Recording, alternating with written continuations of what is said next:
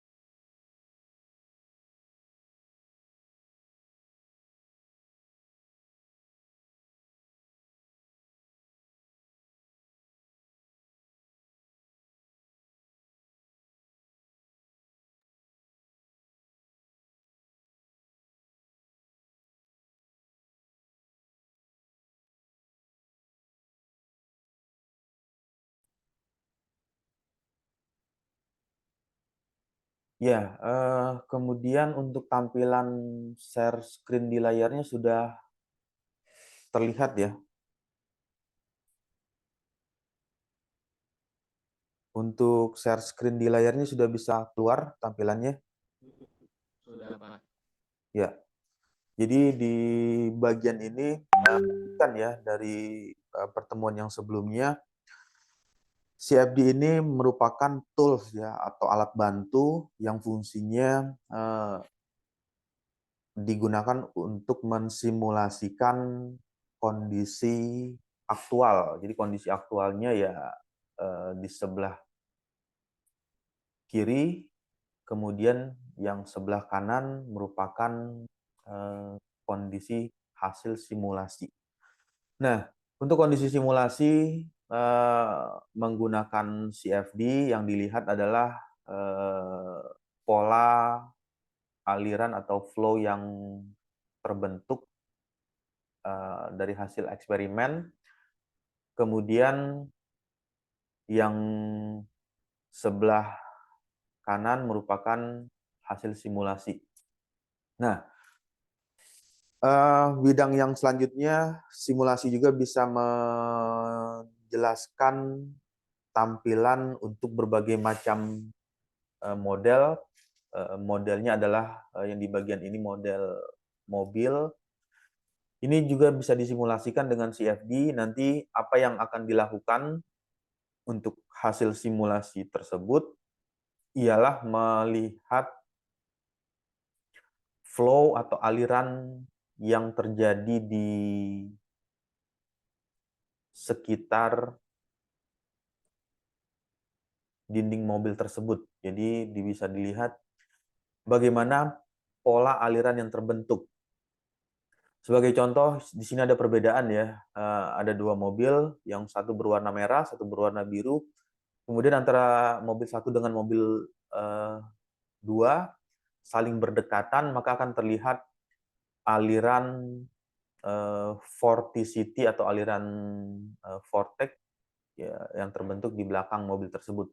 Tetapi ketika mobil ini dengan jarak yang jauh antara mobil satu dengan mobil yang berikutnya, kemudian ada suatu modifikasi di bagian belakang yang biasa disebut dengan spoiler. Ini juga bisa memberikan atau mengurangi efek yang ditimbulkan oleh aliran vorticity tersebut atau aliran vortex tersebut. Tujuannya adalah untuk mereduksi atau mengurangi aliran vortex tersebut. Nah, untuk CFD ini merupakan uh, simulasi yang diawali dengan governing equation atau persamaan pengatur. persamaan yang pasti digunakan di CFD ialah persamaan hukum konservasi massa, karena massa yang dipindahkan itu adalah massa fluidanya, fluida gas atau fluida cair. Jadi menggunakan hukum konservasi massa. Nah, apa yang dimaksud dengan konservasi massa? Ya, ingat aja persamaan continuity ya, atau persamaan kontinuitas M.1 akan sama dengan M.2. Jadi massa yang masuk akan sama dengan massa yang keluar. Jadi kalau misalkan ini adalah suatu sistem atau pipa ya, gambarnya seperti ini.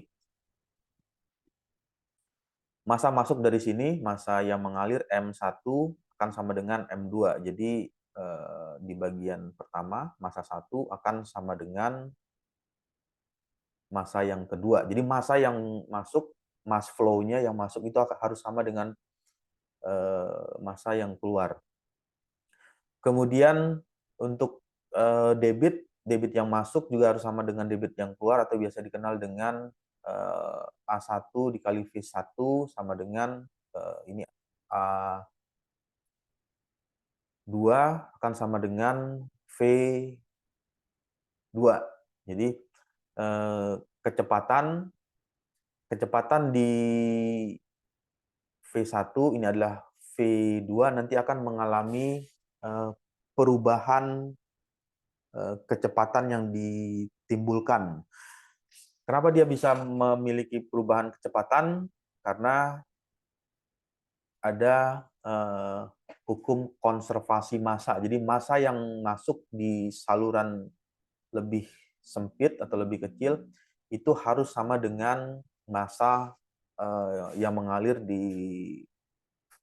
saluran lebih besar harus sama. Jadi karena harus sama sehingga kecepatan tersebut akan mengalami perubahan. Kemudian yang berikutnya momentum ya, persamaan momentum, konservasi of momentum, dan konservasi energi. Jadi energi kinetik atau energi gerak yang ditimbulkan itu juga masuk ke dalam persamaan pengatur. Nah, untuk CFD ini ada beberapa metode pendekatan yang bisa digunakan. Ada yang menggunakan finite difference, kemudian ada namanya FEM ya, finite element atau metode elemen hingga, dan di bagian yang paling banyak atau paling sering untuk fluida menggunakan finite volume atau metode volume hingga. Nanti mungkin di next slide atau di perkuliahan berikutnya kita akan mencoba mengetahui metode volume hingga tersebut. Nah, untuk tools atau software, finite volume ini digunakan pada software Fluent ya. Toolsnya menggunakan ANSYS, Fluent itu menggunakan metode volume hingga. Nah, yang berikutnya pada saat melakukan simulasi ada beberapa tahapan yang perlu dilakukan. Yang pertama ini ada nomor 1, nomor 2, dan 3. Jadi tahapan ini selalu dilalui atau selalu dipergunakan. Yang pertama adalah pre-processing. Pre-processing ini melakukan proses persiapan ya, karena sesuai dengan namanya pre, sebelum diproses, jadi disiapkan terlebih dahulu. Lalu apa yang disiapkan? Yang pertama adalah membuat modelnya. Jadi model tersebut digambar menggunakan CAD, Computer Aided Design. Gambarnya bisa saja dalam bentuk 2D atau 3D, dalam bentuk 2 dimensi atau 3 dimensi. Setelah gambar dibuat, maka yang dilakukan ialah mendefinisikan atau membuat grid. Jadi atau biasa dikenal dengan meshing. Meshing itu ya kalau melihat objek dari gambar yang sudah dibuat tersebut, nanti akan menampilkan bentuknya yang atau mesh yang ditampilkan misalkan berbentuknya quad ya atau berbentuk quad node, jadi ada bentuk 1 2 3 4, kemudian 1 2 3 4, 1 2 3 4, 1 2 3 4 dan seterusnya. Ini adalah quad-nya atau berbentuk segi 4. Untuk bentuknya bisa saja dirubah, divariasikan, ada yang menggunakan segitiga atau bisa menggunakan model kombinasi. Jadi ada model yang berbentuk segitiga, kemudian ada yang segi 4. Tergantung kebutuhan atau problem yang akan disimulasikan. Jadi kalau misalnya simulasinya itu atau model objeknya terlalu kompleks atau terlalu rumit ya desainnya atau gambar yang dibuat, pada saat menggunakan mesh yang berbentuk quad, ini akan sulit untuk mendefine gambar-gambar yang dibuat tersebut sehingga harus dibentuk ke dalam model mesh yang berbentuk segitiga. Nah, itu ada apa hal-hal yang menjadikan mengapa nilai quad dan tree ini dipergunakan. Kemudian kalau misalnya ada pertanyaan, apakah lebih bagus menggunakan tipe yang 4 node atau 3 atau tree ya? Secara hitungan akan lebih bagus menggunakan tipe yang 4 node ya. Jadi kenapa lebih bagus? Ini bisa dilihat dari ilustrasi sederhananya. Anggaplah ini sebuah slice ya atau potongan dari pipa, kemudian kita tampilkan dalam bentuk 2D ya, 2 dimensi, lalu dibuat mesh seperti ini. Nah, pada saat menggunakan kondisi 4 titik, maka komputer akan menghitung di 4 titik tersebut. Jadi kalau ini dibesarkan, gambarnya bisa terlihat ya ada perubahan, bisa terlihat jadi lebih besar ya. Nah, nanti software akan menghitung di titik 1, kemudian dia akan menghitung di titik 2, 3, dan 4. Beda halnya dengan misalnya ini kalau hanya menggunakan model mesh-nya segitiga ya, tree. Jadi di bagian ini ilustrasinya, nah ini segitiga. Software hanya menghitung di bagian tersebut di 3 titik, 1, 2, dan 3. Artinya ada domain atau ada bagian yang diasumsikan oleh tool tersebut atau software tersebut, diasumsikan bagian tersebut tidak dikalkulasi. Nah, ketika ini dihitung secara continue atau secara iterasi, maka ada bagian yang tidak terhitung, jadi tidak masuk dalam perhitungan kalkulasi, dan di bagian akhirnya jelas akan memberikan pengaruh terhadap hasil yang dikeluarkan. Ya, itu yang pertama adalah proses pre-processing. Tahapannya membuat gambar 2 dimensi atau 3 dimensi, kemudian membuat mesh atau grid ya di bagian tersebut. Nah, ini yang disebut dengan meshing. Dan tahapan selanjutnya setelah dibuat menentukan model eh, komputasional atau model apa yang digunakan atau biasa dikenal dengan pemberian kondisi batas, memberikan penamaan. Jadi kalau misalnya ini dikasih keterangan, ini adalah zona masuk, jadi ini sebut saja V inlet ya atau velocity. Kemudian di bagian ini adalah zona yang keluar atau biasa didefinisikan juga dengan tekanan ya atau V pressure ya tekanan keluar, dan ini adalah kecepatan masuk. Lalu bagaimana dengan yang ini? Ini umumnya bisa juga digunakan didefinisikan sebagai wall atau sebagai dinding, dan yang ini juga sama didefinisikan sebagai dinding.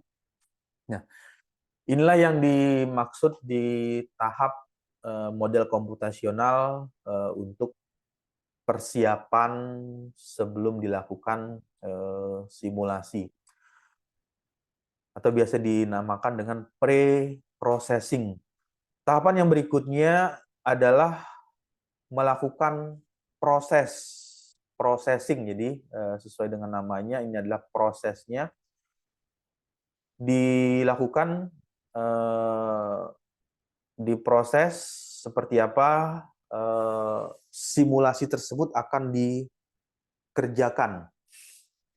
Apakah simulasi ini akan dihitung dengan asumsi alirannya? Karena simulasi ini kita banyak menggunakan asumsi ya. Jadi harus diketahui terlebih dahulu asumsi apa yang dipergunakan. Misalnya mengasumsikan aliran yang ada di sistem ini atau di bagian tersebut, asumsinya adalah alirannya laminar.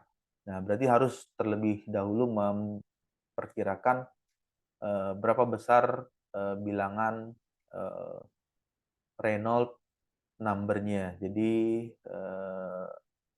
berapa nilai bilangan Reynolds number.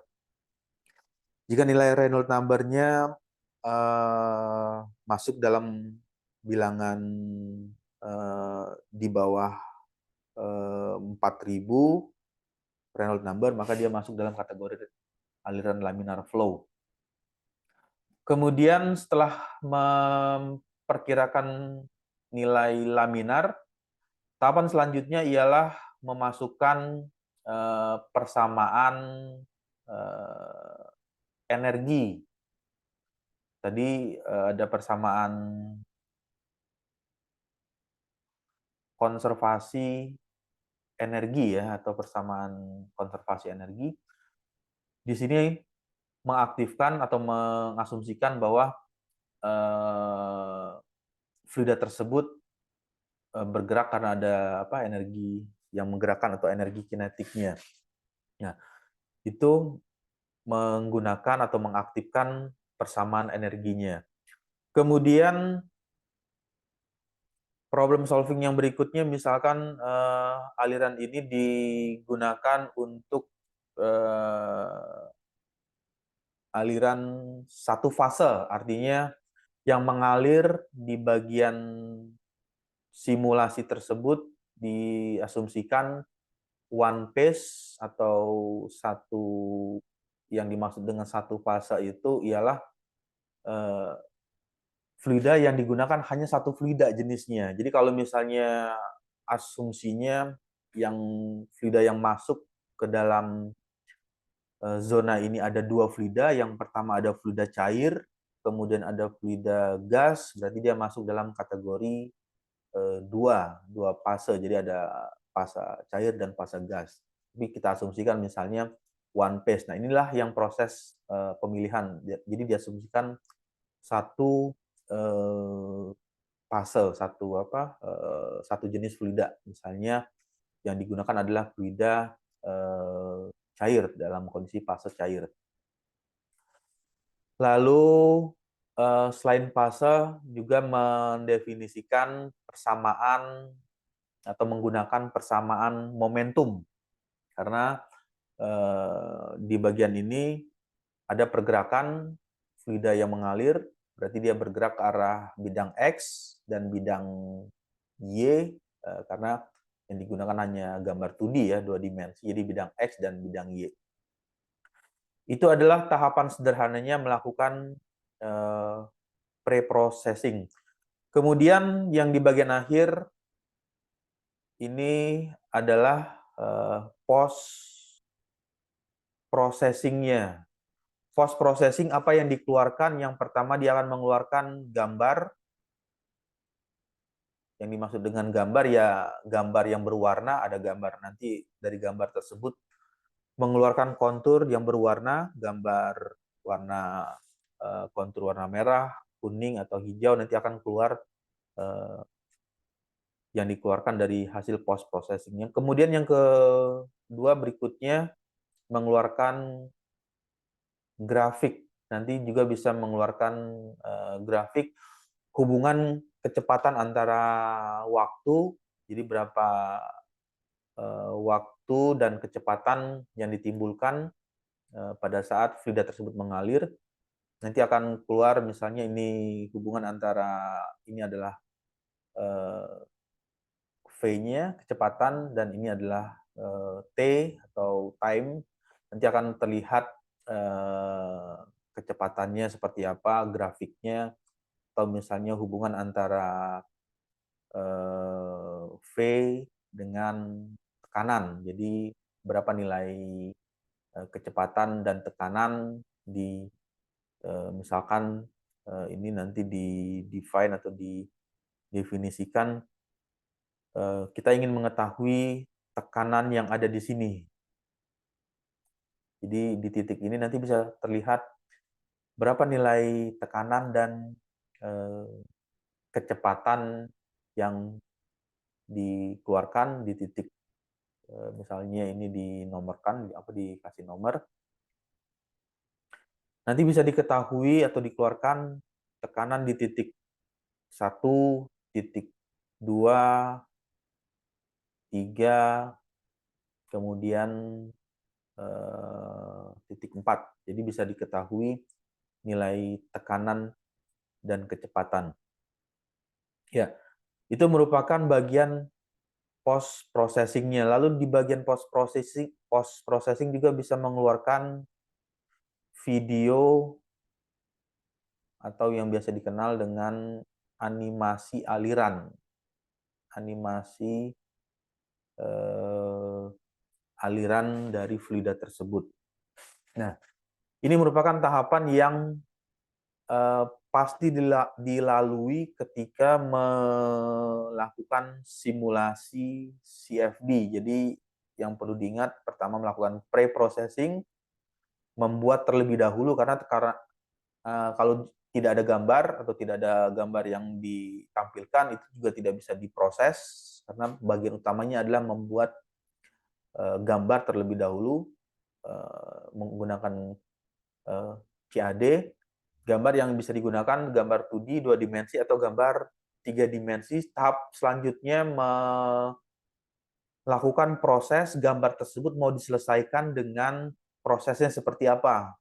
Ini menggunakan atau mendefinisikan persamaan apa yang akan dipergunakan untuk menyelesaikan simulasi tersebut. Misalnya mengasumsikan aliran yang mengalir hanya one phase, satu fase. Jadi nanti menggunakan persamaan single phase. Jadi software tersebut menggunakan satu persamaan untuk satu fase. Kemudian selanjutnya di bagian akhir adalah post processing. Untuk post processing nanti akan mengeluarkan gambar yang berwarna, lalu grafik dan video yang bisa ditampilkan. Ya, jika buat ke dalam bentuk yang penjelasan yang tadi ini dijelaskan. Nah, ini ada post prosesor, solve, dan pre-prosesor. Untuk preprosesor atau pre-processing yang tadi diceritakan membuat geometri, kemudian membuat mesh, grid mesh, lalu physical model seperti apa, model yang digunakan, apakah model ini diasumsikan untuk aliran laminar atau turbulen, kemudian media berpori, apakah media yang digunakan dengan kondisi media berpori atau media yang tak berpori. Lalu ada radiasi untuk aliran tersebut, apakah mengeluarkan radiasi radiasi panas atau radiasi gelombang, itu juga bisa disimulasikan. Kemudian reaksinya seperti apa, dan di bagian selanjutnya masih preprosesor melakukan spesifikasi kondisi batas. Nah, di bagian ini kondisi batas itu digunakan properties fluidanya. Misalnya fluidanya ini fluida cair ya, berarti harus diketahui terlebih dahulu berapa properties dari fluida cair tersebut. Misalnya berapa nilai rho-nya, nilai mu-nya, lalu nilai thermal stress-nya, dan lain-lain. Ini dimasukkan ke dalam spesifik kondisi batasnya. Lalu yang berikutnya memilih solve atau persamaan apa yang akan dipergunakan. Setelah semuanya dipilih, maka akan dihitung, diselesaikan, di solving, penyelesaian. Kemudian post prosesor tadi mengeluarkan gambarnya kontur berwarna, vektor karena di bagian ini merupakan simulasi yang besaran ya, karena besaran itu kan biasa dikenal ada besaran skalar dan besaran vektor. Simulasi ini mengeluarkan arah aliran. Jadi misalnya kecepatan itu merupakan besaran kecepatan dengan satuan meter per second. Arahnya mengeluarkan arah, apakah arahnya dari kiri ke kanan, atau arahnya dari kanan ke kiri, atau arah alirannya dari bawah ke atas, atau arah alirannya dari atas ke bawah. Itu merupakan vektor plotnya. Kemudian line plot. Line plot itu adalah garis yang ditampilkan. Yang dimaksud dengan line plot hasilnya ya seperti ini. Ini adalah line plot berupa garis alir. Ini merupakan juga sama. Ini line plot. Ini adalah line garis ya, plotnya itu berupa garis alir yang mengalir di sekeliling atau di sekitar objek yang disimulasikan tersebut. Ini merupakan line plotnya. Ya, dan di bagian selanjutnya adalah animasi. Animasi nanti bisa melihat hasil line plot tersebut, hasil pergerakannya seperti apa. Nanti bisa dilihat seperti seolah-olah gambar tersebut atau bagian tersebut akan bergerak. Ya, oke, sampai sini ada diskusi atau ada yang ingin ditanyakan sebelum masuk ke slide berikutnya?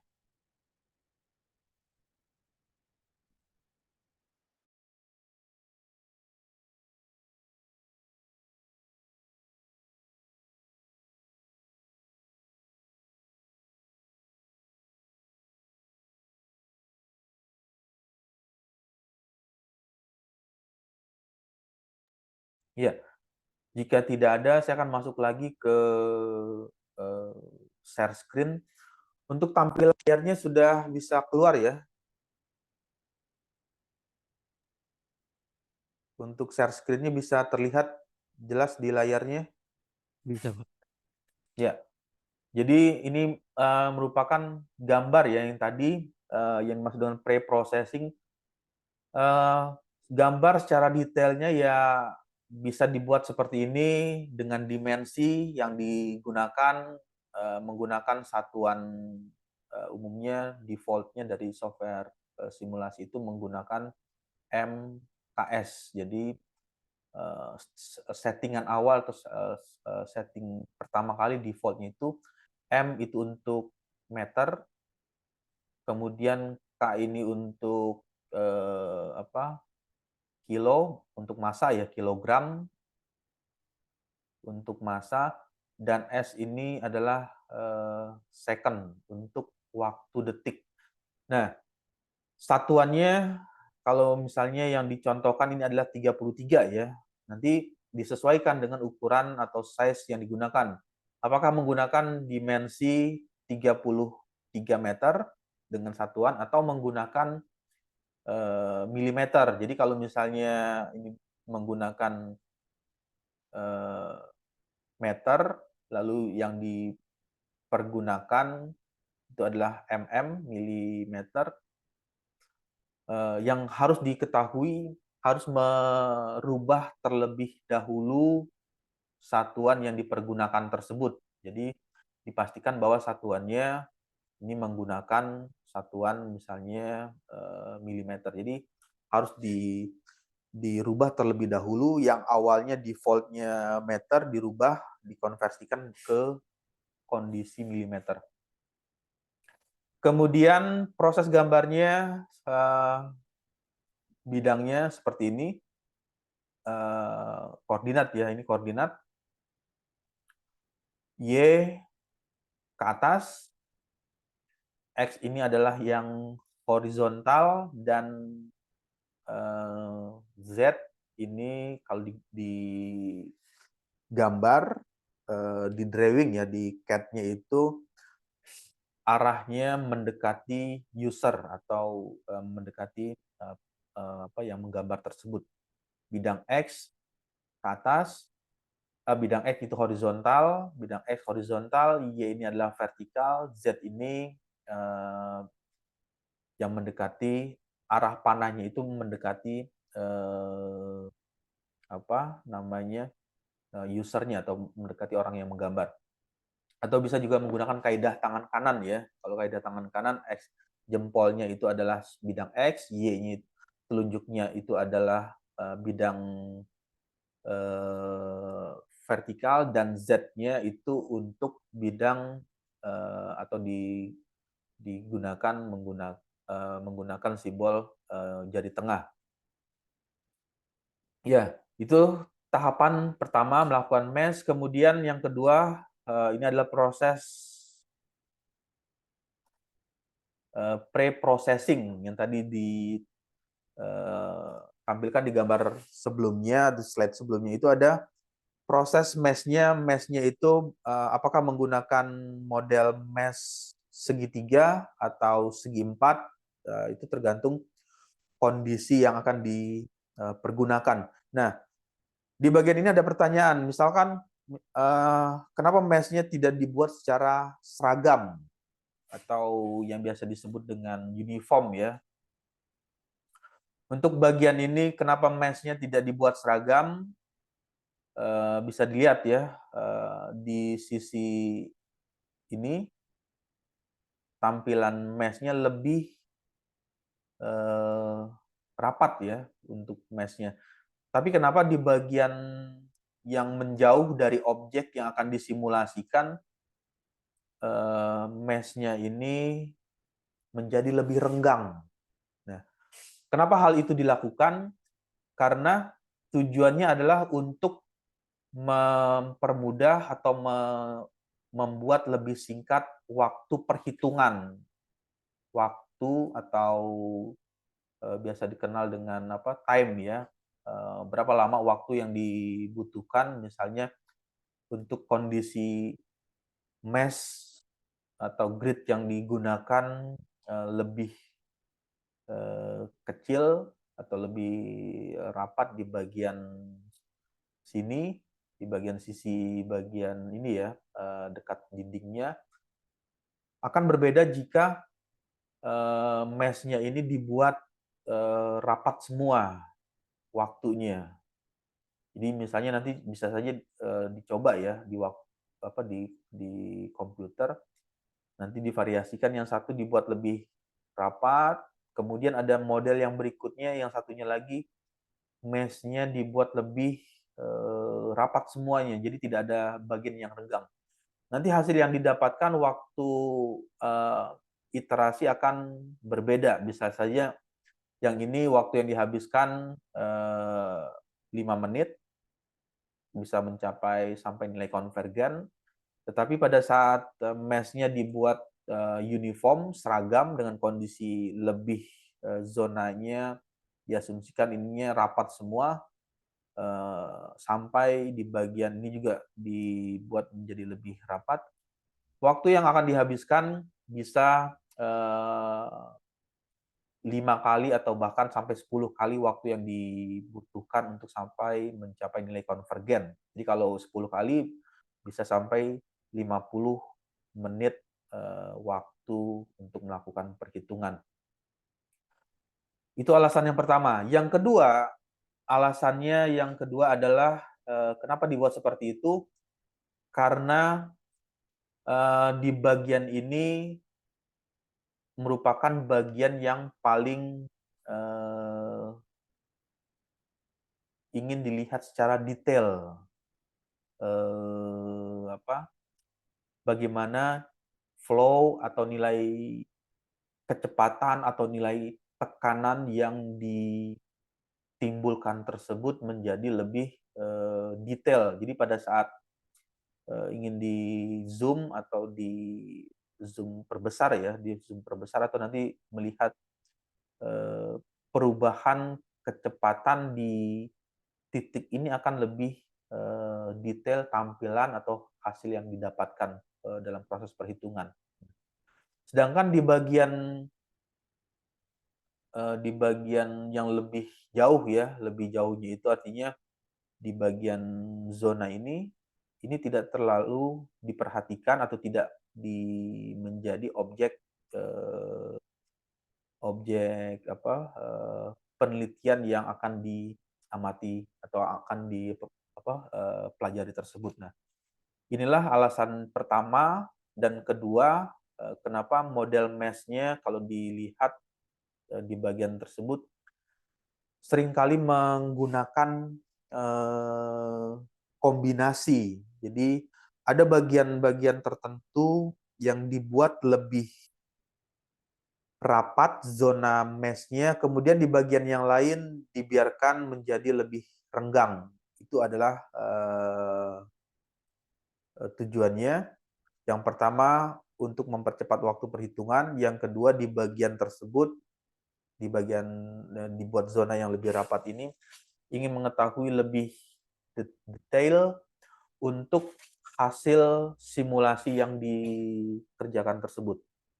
Oke, lalu yang berikutnya pre-processing, prosesnya itu dikerjakan menggunakan komputer atau menggunakan, PC, kemudian bisa bisa juga menggunakan, laptop, itu bisa dilakukan untuk mendapatkan gambar yang atau hasil yang dibutuhkan.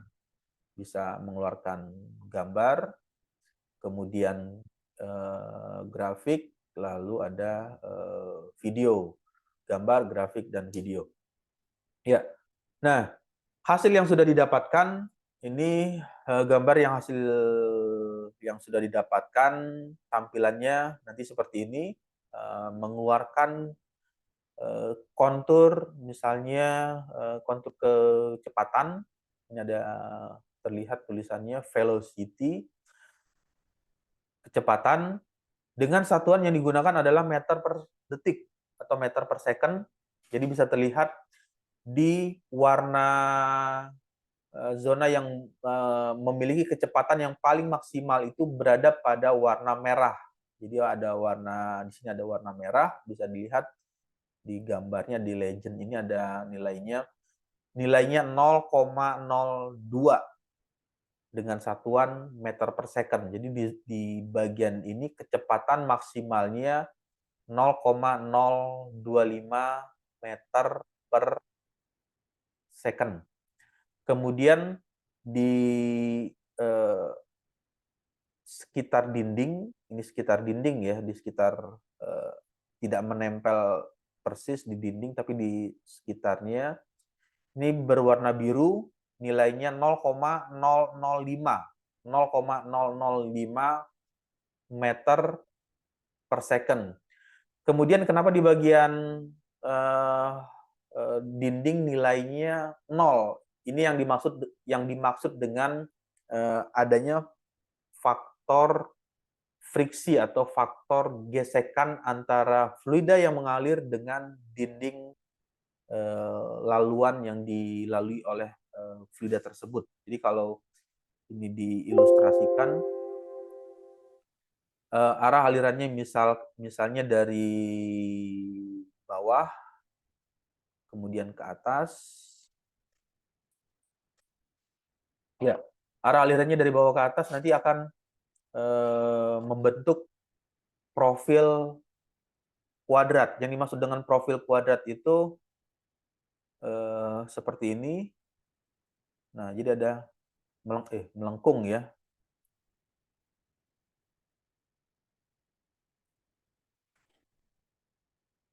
Nah, ini ada lengkungan. Nah, ini yang dimaksud dengan profil kuadrat kecepatan. Ini kita asumsikannya lengkungannya sempurna ya, karena gambarnya menggunakan manual atau menggunakan tangan garisnya. Tapi kita lihat ini melengkungnya sempurna. Nah, di bagian paling tengah, ini merupakan bagian yang paling cepat nilainya. Jadi terbentuklah nilainya yang didapat nilainya 0,025 meter per second. Kemudian di bagian paling sisi kiri dan sisi kanan nilai kecepatannya bernilai 0 karena ada pengaruh dari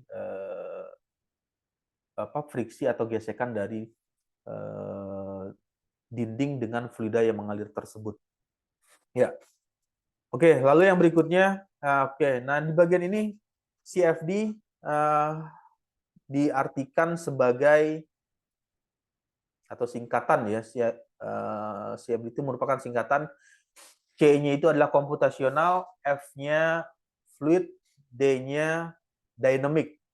Jadi perhitungan secara komputasi untuk aliran fluida yang dinamis, jadi fluida yang bergerak. Komputasional segala sesuatu yang berhubungan dengan persamaan matematika dan metode numerik. Nah, untuk metode numeriknya yang tadi ada finite difference, kemudian ada juga metodenya finite element yang biasa dikenal dengan FEM ya, finite element, dan ada lagi V, ini F dan M, VVM, finite volume metode volume hingga. Matematikanya apa? Matematikanya adalah equation-nya, persamaan equation. Jadi tadi ada persamaan konservasi massa, berarti teori massa masuk harus sama dengan massa yang keluar. Atau biasa disebut dengan persamaan continuity, Q1 sama dengan Q2, A1 V1 A2 sama dengan V2. A2 sama dengan V2. Ya, itu adalah arti dari komputasionalnya. Kemudian fluid dynamic, gerakan atau dinamika dari segala sesuatu fluida yang bergerak. Fluidanya bisa saja masuk dalam kategori cair atau bisa saja masuk dalam kategori fluida gas. Fluidanya bisa cair dan gas.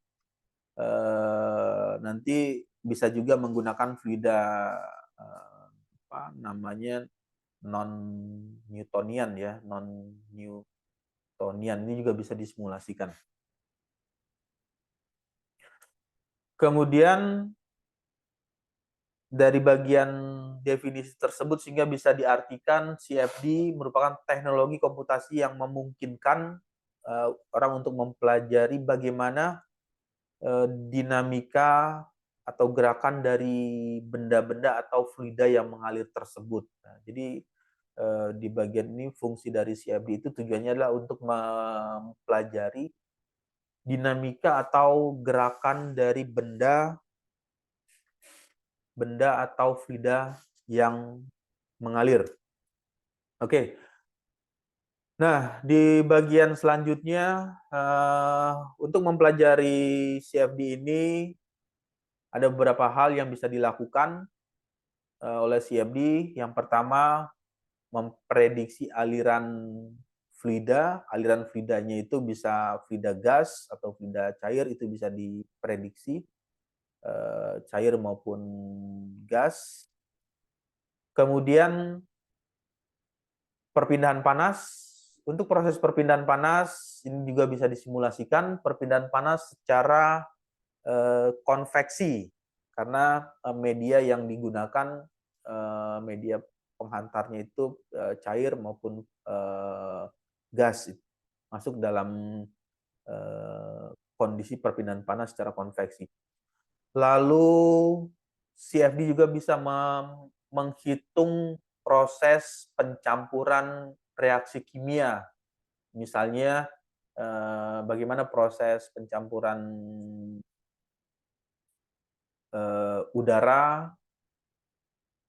udara dengan bahan bakar. Misalnya udaranya adalah ada campuran O2,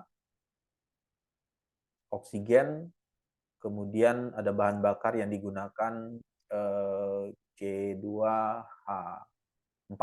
Nah, ini juga bisa disimulasikan bagaimana proses pencampuran reaksi kimia tersebut. Serta fenomena lainnya dengan menggunakan persamaan matematik. Nah, yang berikutnya persamaan pada fluida bergerak dibuat atau ditransformasikan ke dalam PDE, Partial Differential Equation. Nanti dicek lagi ya secara lebih mengingat lagi yang sudah mengambil mata kuliah kalkulus ya, karena di bagian mata kuliah kalkulus ini ada namanya persamaan diferensial, ada persamaan integral, tapi yang digunakan di bagian CFD ini menggunakan persamaan diferensial.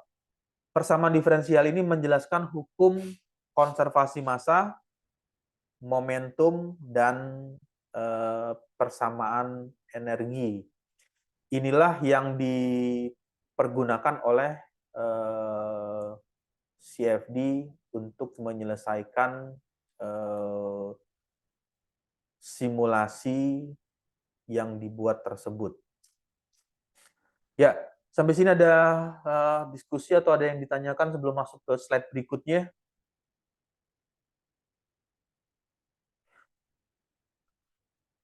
Suaranya bisa jelas terdengar ya? Untuk Jelas, suaranya Pak. bisa jelas ya terdengar ya? Oke. Kemudian CFD memprediksi aliran berdasarkan yang pertama tadi ada berdasarkan PDA, partial differential equation. Lalu yang berikutnya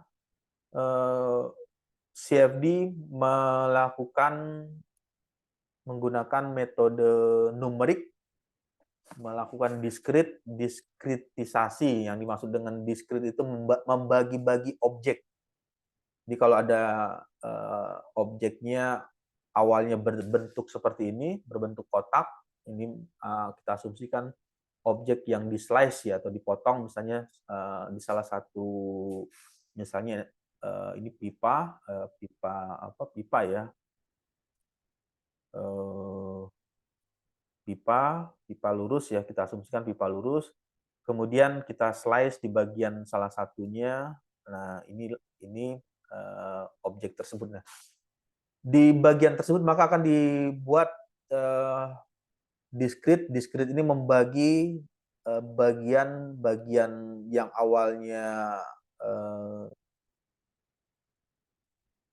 belum terbagi-bagi atau secara kontinu dibuat menjadi bagian yang terpisah. Nah, ini yang dimaksud dengan, proses mesh atau proses meshing. Ya, jadi, 1, 2, bagaimana CFD memprediksi aliran. Yang pertama menggunakan PDA, Partial Differential Equation. Persamaan yang digunakan ialah persamaan momentum, persamaan konservasi massa, kemudian persamaan energi. Itu adalah persamaan dasar yang pasti digunakan. Kemudian persamaan itu bisa saja bertambah jika ada kondisi yang ditambahkan di dalam simulasi, misalnya menambahkan persamaan adanya perpindahan radiasi, berarti ada menggunakan mengaktifkan persamaan radiasi. Kemudian misalnya aliran fluidanya ini mengalir dengan kondisi multi phase, jadi lebih dari satu fasa, bisa saja menggunakan fluida cair dan fluida gas, jadi menggunakan persamaan dua phase atau two phase. Nah, persamaan-persamaan itulah yang digunakan untuk mensimulasikan CFD. Kemudian metode yang digunakan dengan cara membagi objek yang sudah digambar, gambar 2D atau gambar 3 dimensi menjadi bagian yang terdiskrit atau bagian yang terpisah-pisah secara terpisah-pisah secara kecil ya, dalam bentuk dimensi segitiga atau segi empat atau dengan kondisi yang kombinasi. Nah, applied-nya yang bisa digunakan, salah satu aplikasinya misalnya digunakan bisa disimulasikan juga untuk alat-alat persenjataan, misalnya merancang roket atau pesawat tempur ya, atau mendesain peluru kendali seperti apa, itu bisa disimulasikan juga secara aerodinamikanya untuk alat-alat tersebut. Kemudian menganalisa gerakan pesawat juga bisa disimulasikan. Ini flow, memprediksi aliran darah yang mengalir di dalam bagian tubuh itu bisa disimulasikan dengan CFD. Sport, tendangan melengkung, analisa tendangan pisang ya kalau di sepak bola. Menganalisa gerakan lumba-lumba dan burung ketika terbang. Ini juga bisa dilakukan dengan pendekatan menggunakan CFD. Kemudian untuk memprediksi perkiraan cuaca bisa juga dilakukan dengan CFD. Dan di bagian selanjutnya untuk bidang safety atau bidang keamanan ini bisa dipakai untuk mengurangi resiko akibat radiasi. Misalnya radiasi nuklir itu bisa disimulasikan dengan menggunakan CFD. Jadi tanpa harus masuk ke ruang dengan kondisi lingkungan radiasinya tinggi, sehingga mengurangi resiko yang ditimbulkan. Ini bisa dilakukan pendekatan dengan simulasi CFD. Nah, where is CFD used? Di mana CFD bisa digunakan? aplikasinya banyak. Yang pertama di bidang aerospace, berarti untuk penerbangan yang berhubungan dengan objek yang melayang di udara, kemudian objek yang bisa terbang ke udara bisa disimulasikan dengan CFD. Lalu yang berikutnya otomotif, kendaraan, kendaraan roda 4 atau roda 2 itu juga bisa disimulasikan. Biomedical berhubungan dengan medis, ini bisa disimulasikan dengan menggunakan CFD di bagian ini. Chemical processing itu juga bisa dikerjakan dengan CFD untuk proses pencampuran reaksi kimia, sehingga bisa diketahui berapa nilai kadar oksigen atau kadar bahan bakar, berapa nilai prosentase yang dipergunakan dalam proses pencampuran tersebut, nanti bisa diketahui dari hasil simulasi CFD. Yang berikutnya HVAC, Heat Ventilating Air Conditioning. Ini untuk proses pemanasan, ventilasi, dan pendinginan dapat juga disimulasikan dengan CFD karena berhubungan dengan fluida cair, fluida udara, maupun fluida uap. Untuk hidrolik juga bisa dilakukan dengan CFD,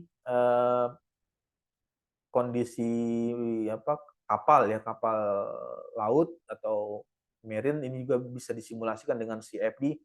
Oil and gas juga dapat disimulasikan dengan CFD. Power generation, pembangkit tenaga juga dapat disimulasikan, sampai di bagian keperluan untuk mendesain kebutuhan olahraga juga dapat disimulasikan dengan CFD. Aplikasinya cukup luas ya, karena CFD ini segala sesuatu yang berhubungan dengan fluida yang bergerak bisa dimodelkan atau bisa disimulasikan dengan CFD, tergantung kebutuhan apa yang diperlukan. Ya, nah ini merupakan hasil-hasil yang didapatkan dari aircraft atau simulasi aerospace ya. Sebagai contoh, ini mensimulasikan per satu objek, nanti bisa diketahui bagian-bagian tertentu, misalnya ingin mengetahui nilai kecepatan atau nilai tekanan di objek paling depan atau di bagian zona yang paling depan, ini nanti bisa terlihat warna yang ditampilkan. Kemudian bagaimana internal flow atau aliran yang terjadi atau yang terbentuk di dalam ruang pesawat tersebut juga bisa diketahui nilai-nilainya. Dan di bagian selanjutnya, ini di bagian ini ya, dekat wings atau dekat sayap, dapat diketahui nilai tekanan, kemudian garis alir yang dibentuk bisa dikeluarkan.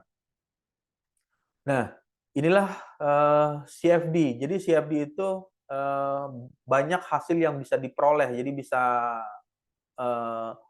mengerjakan kondisi satu kondisi, tetapi bisa mengeluarkan berbagai macam output yang ditampilkan atau yang dibutuhkan. Ini misalnya output pertama, ini adalah kedua, nanti ketiga, 4, 5, 6, 7, 8, 9, dan 10. Jadi dalam sekali melakukan simulasi, langsung mengeluarkan 10 objek, 10 post processing yang didapatkan. Beda halnya dengan kondisi eksperimen atau percobaan ya, Jadi kalau kondisi eksperimen umumnya hanya mengeluarkan satu output yang dikeluarkan.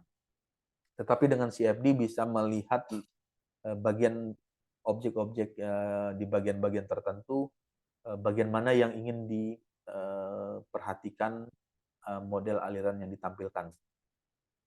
Ya. Nah, untuk bidang chemical berarti ini ilustrasinya seperti ini.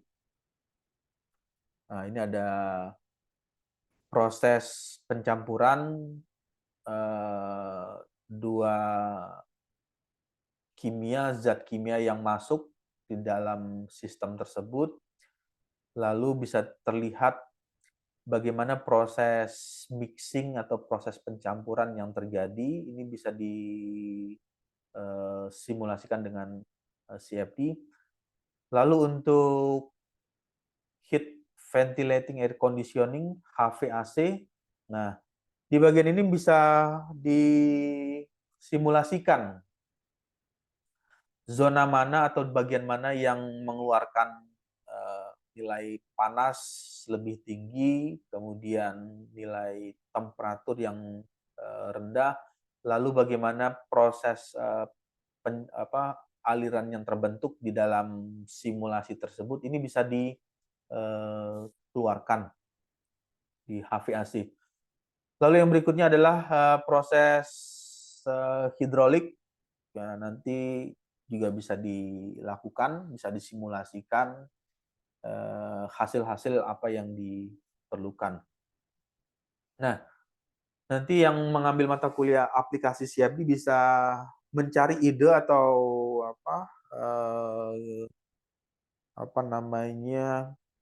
gagasan ya, atau misalnya hal-hal apa yang ingin disimulasikan, objek apa yang bisa disimulasikan, nanti coba disimulasikan dengan CFD, karena di bagian perkuliahan ini adalah outputnya mengeluarkan artikel ya, artikel karya tulis atau artikel ilmiah. Nanti coba dieksplor atau dicari hal-hal apa yang ingin disimulasikan. Nah, yang berikutnya untuk bidang kapal, ini juga disimulasikan. Kemudian oil and gas, lalu power generation, pembangkit sport untuk olahraga, ini bisa disimulasikan ketika orang menyelam atau berada di dalam permukaan, di dalam air atau di atas permukaan air yang bagian atas, nanti bisa dilihat nilai kecepatan, kemudian tekanan yang diterima atau yang dirasakan oleh penyelam tersebut. Ya, oke, sampai sini ada pertanyaan atau ada yang ingin ditanyakan sebelum masuk ke slide berikutnya?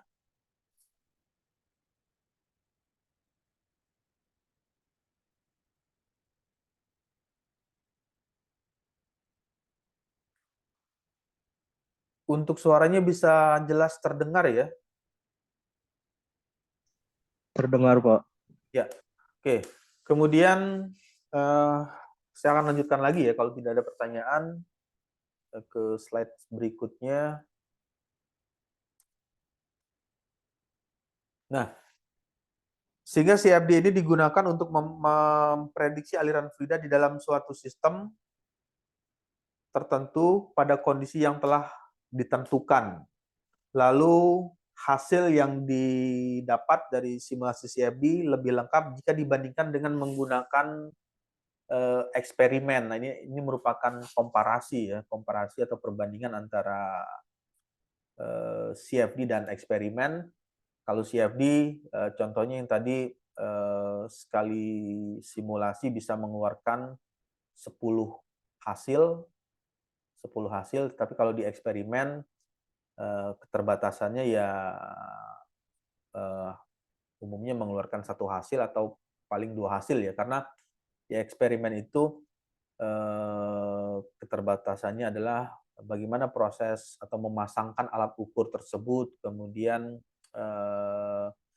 kepresisian dan keakurasian dari alat ukur yang dipergunakan.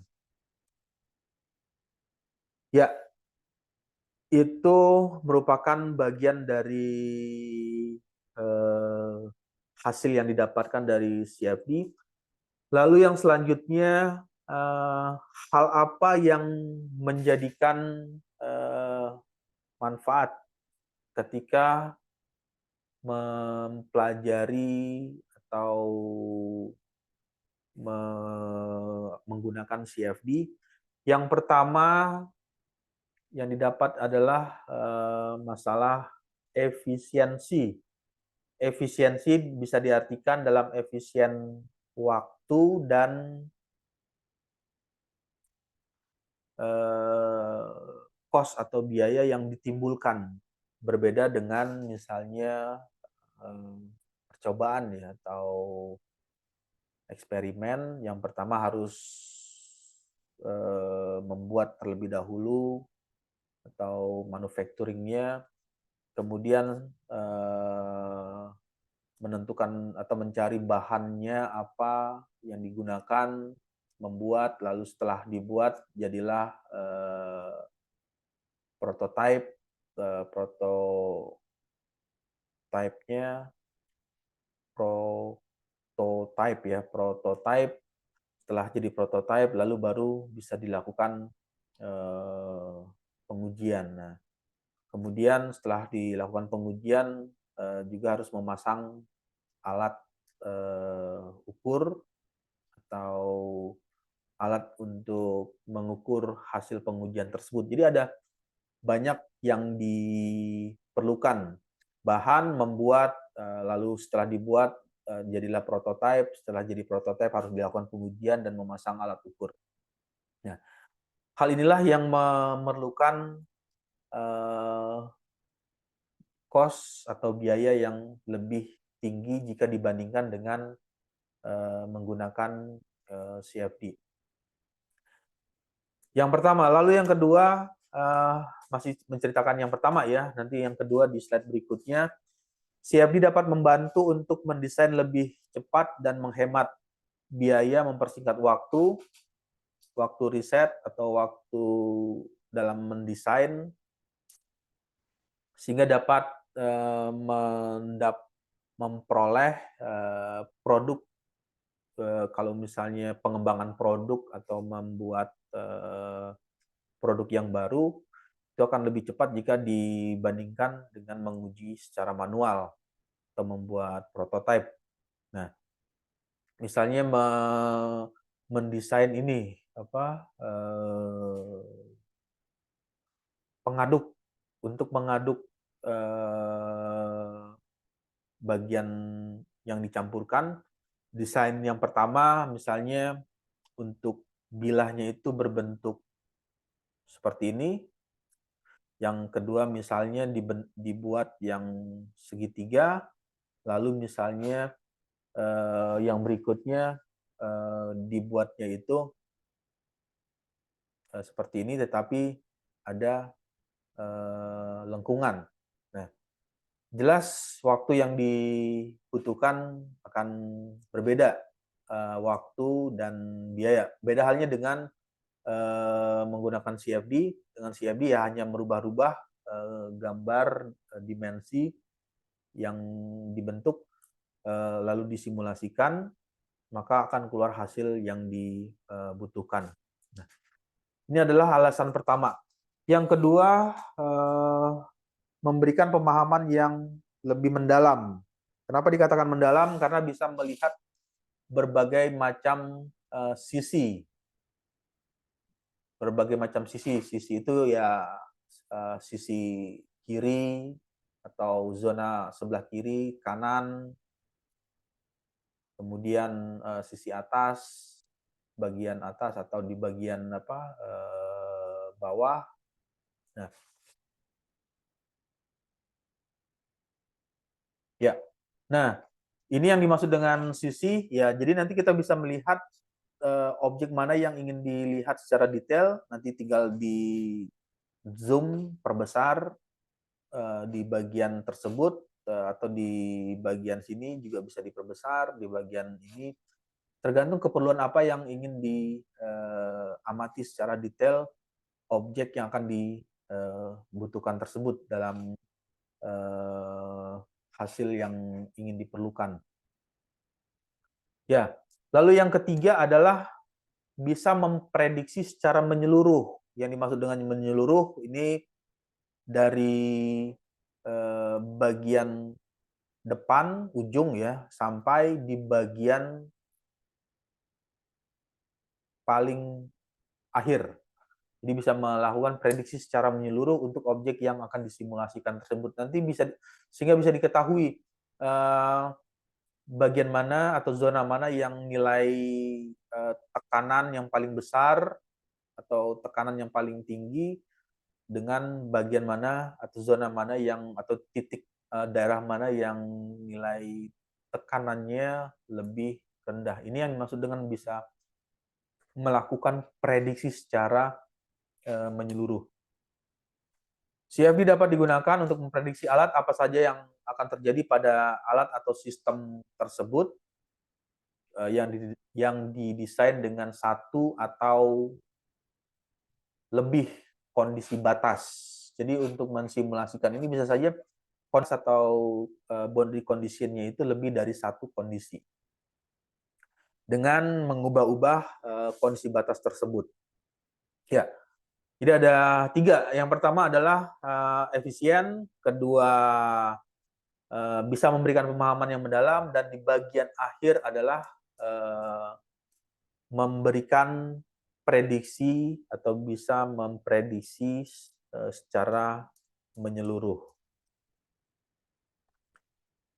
Ya, oke. Sampai sini ada pertanyaan atau ada diskusi terlebih dahulu sebelum masuk ke slide berikutnya?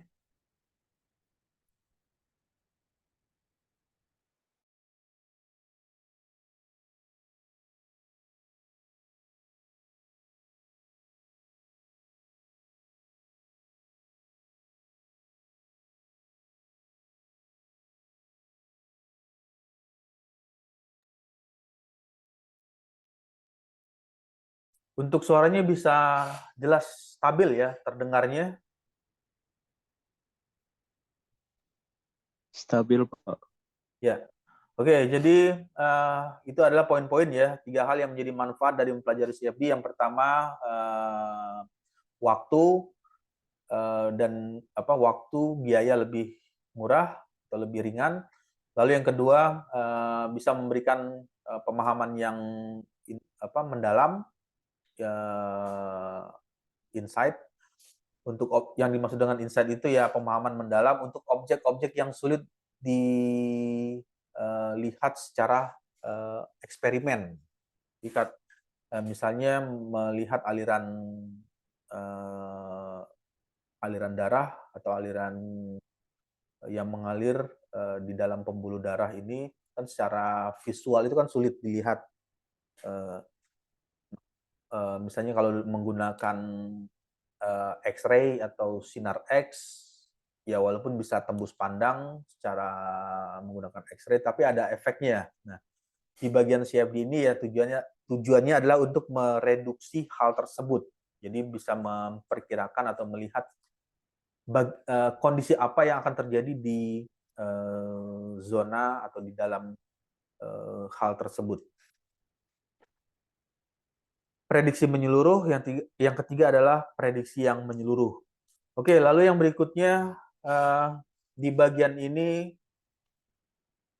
ada beberapa poin kondisi ya, poin A, B, C atau kondisi A, kondisi B, kondisi A, kondisi B, C, D, dan E.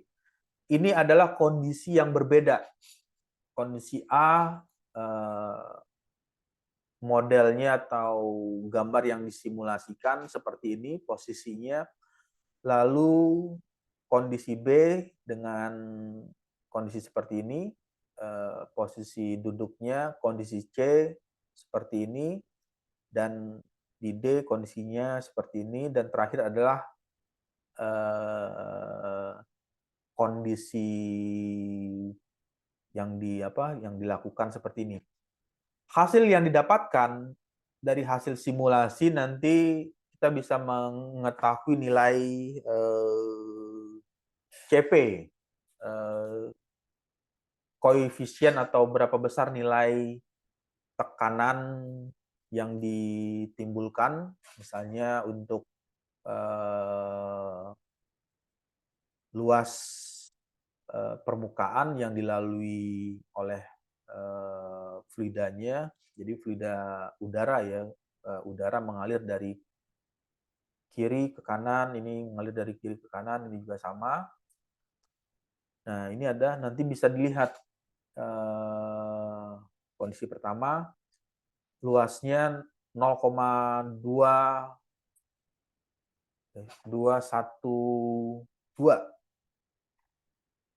kondisinya luasnya 0,212 meter kuadrat.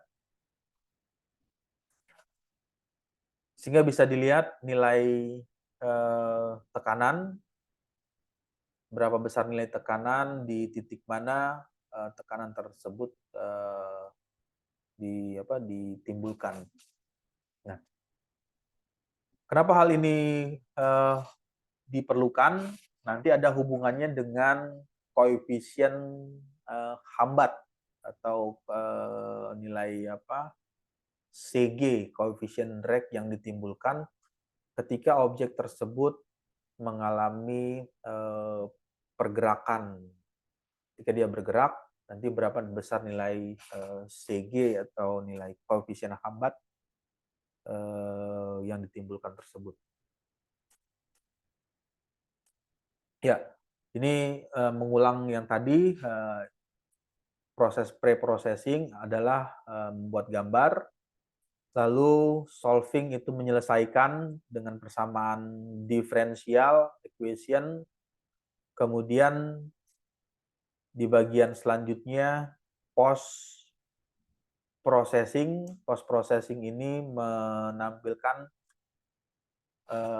hasil berupa gambar, kurva, atau grafik, dan juga bisa mengeluarkan animasi dari gerakan fluida tersebut.